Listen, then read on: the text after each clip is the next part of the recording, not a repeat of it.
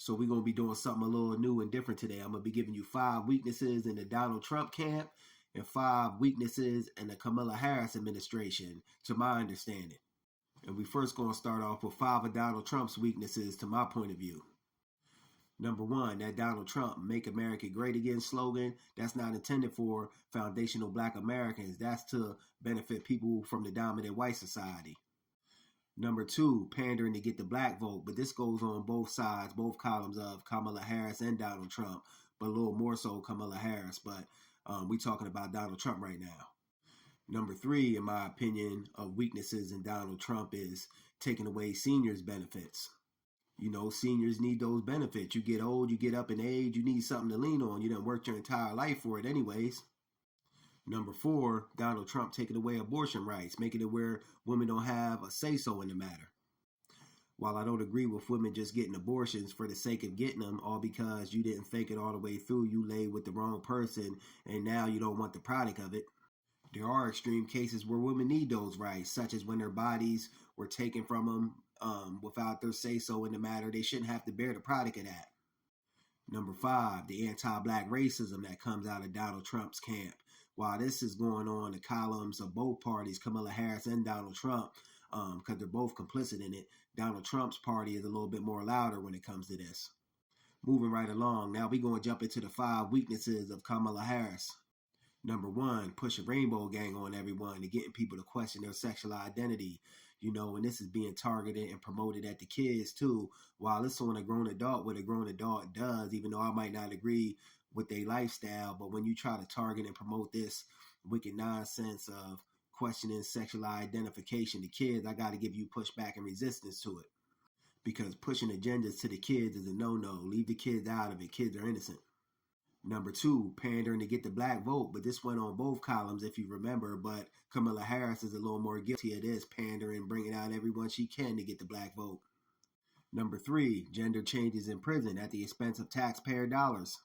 While it's on grown adults to do what they want to do, you know, even though I don't agree with their lifestyle, they can do what they want, but when it falls on tax-paying citizens, that's when I got to give some pushback and resistance to it.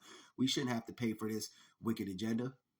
Now we have number 4, and this is a big one in general that's hurting us in the foundational Black American community and Americans in general. And this is this mass immigration thing that the Democrats are directly pushing, flooding the zone with all these illegal, undocumented immigrants, which in my opinion is a no-no.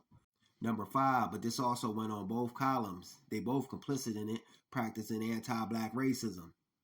Now I'm going to give you a couple bonuses, and this is one of the biggest ones in my opinion that I can't get with, that both parties are complicit in.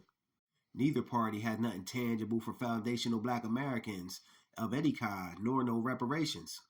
Side note, I also seen where Kamala Harris is trying to censor more now social media, like it's not already censored, you know, so they just want to take people's ability to speak truth by any means necessary. They just want to suppress people on the grassroots voice. But I digress. Both parties' unwillingness to address the injustices and oppression, slavery that was done to foundational Black Americans is very telling in my opinion. And we got to ask ourselves why. We as Black Americans got a $3 trillion spending power.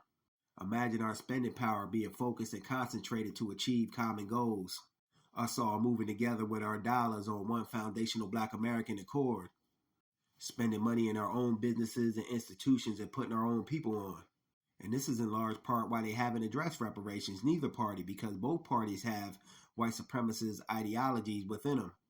Ideologies that are happy with seeing Black people get absolutely nothing and not be compensated for the injustices and oppression that was done to us. But they're going to have to produce reparations sooner or later because we ain't asking for it, we demanding it. And with us getting reparations, that massive leg up, they're afraid that our money won't go into their systems in the dominant white society, that we'll build our own systems and institutions. And this is what we will do if we get the money and look out and take care of our own people. But if you choose to vote, that's on you. I just wanted to put some informative information out there so you can make the best choice that you want to make for yourself. But as for me and mine, I'm sitting it out. I also feel that the economy was doing better under Donald Trump. Under Biden and Harris, the economy has went buku through the roof. The prices on everything has skyrocketed, from food to rent to gas, you name it. Another narrative I hear being pushed is Project 2025. Police gonna have immunity. Police already got immunity. Project 2025 is a scare tactic to get people in fear of Donald Trump, if you ask me. Because police have always had immunity when it comes to black people. You see all the wickedness and nonsense these race soldiers be doing to black people and getting away with it left and right. But in closing, I say F them all, the right and the left, because neither party has a black agenda and neither party will do nothing for foundational black Americans. Just my thoughts on the matter. Peace.